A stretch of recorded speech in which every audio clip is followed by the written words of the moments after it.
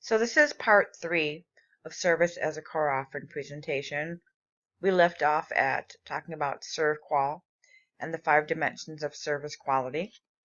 And now I want to take you through customer touchpoints, how to identify them, and how to translate those into a service blueprint.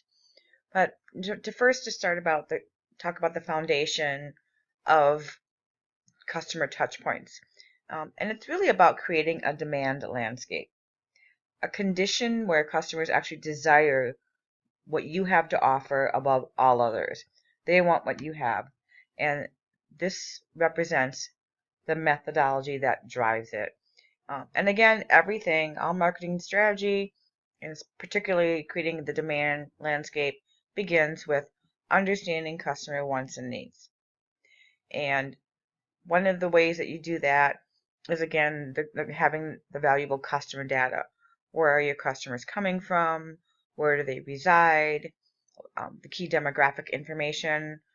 Then using the VALS Insights information that we talked about during the presentation prior to your first meeting with students. Understanding their lives. Where do they live, eat, play, work? What are their hobbies? These are really crucial pieces of information to really understand, because if you know what their lives are like, what they do, then you can identify where your brand or your service offering intersects with their lives. And I'll explain that more in a moment, but this is what creates touch points. And the touch points translates into creating a blueprint that fully satisfies the wants and needs of your customers. And that in turn creates customer, and in the marketing industry they like to use the term delight. And essentially what that means is exceeding expectations. The customer is delighted, and that translates into retention, loyalty, and word of mouth advertising, which is the most effective and cost-efficient advertising that exists. So I'll talk about customer touch points here, and you can get a better sense of understanding what a touch point is. So the diagram here from the Marketing Management by Marshall and Johnston is actually for a floral delivery service. Touch point number 1 is actually when the customer first places their order. So that is where the customer's life is intersecting with your brand or your business. So how are you going to manage this touch point?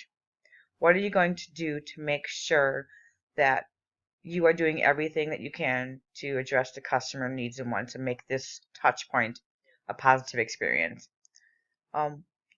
So from the vase that the customer chooses, or you choose from the customer. How well you know the customer is going to basically dictate how effectively you manage this touch point. If you pick the right vase, have you asked them the right questions?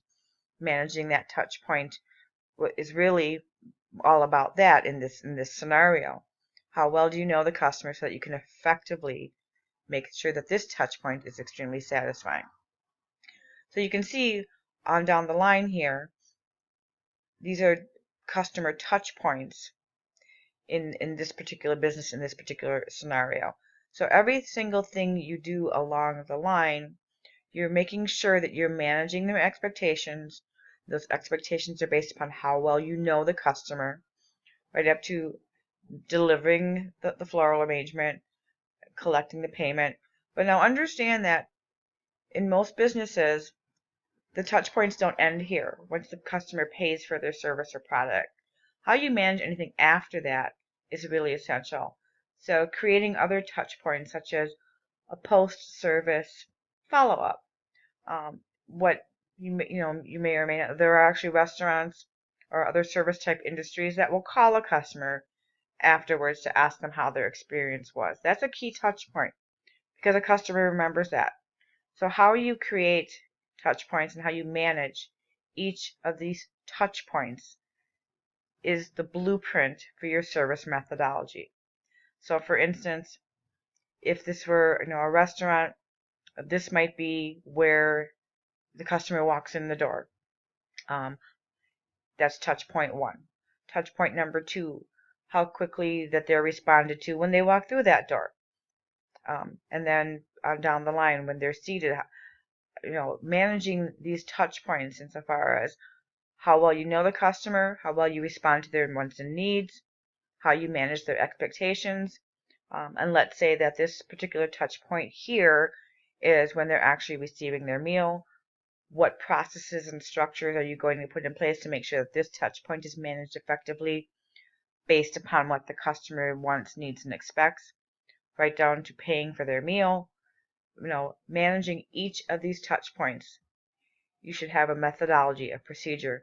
And what's great about having this blueprint and mapping these touch points and having certain procedures based upon each of these touch points is once you've done that, you have a template.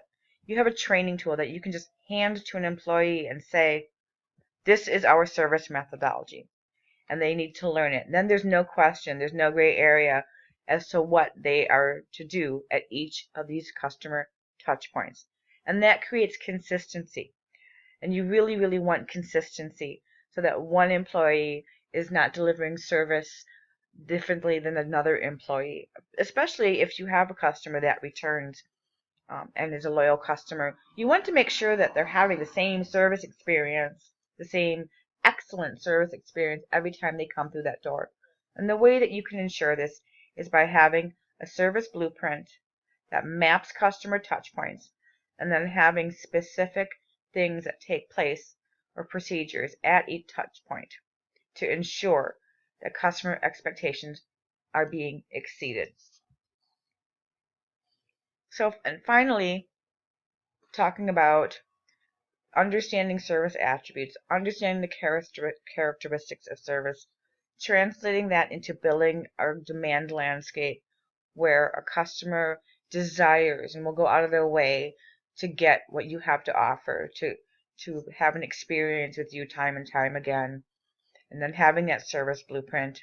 These tools and concepts develop a formal customer relationship management framework. This is the foundation of your customer relationship management, or CRM. Having clear guidelines and procedures, create consistency. Doing all of these things, developing this sound structured service methodology is what's going to translate into a sustained competitive advantage for you and your business.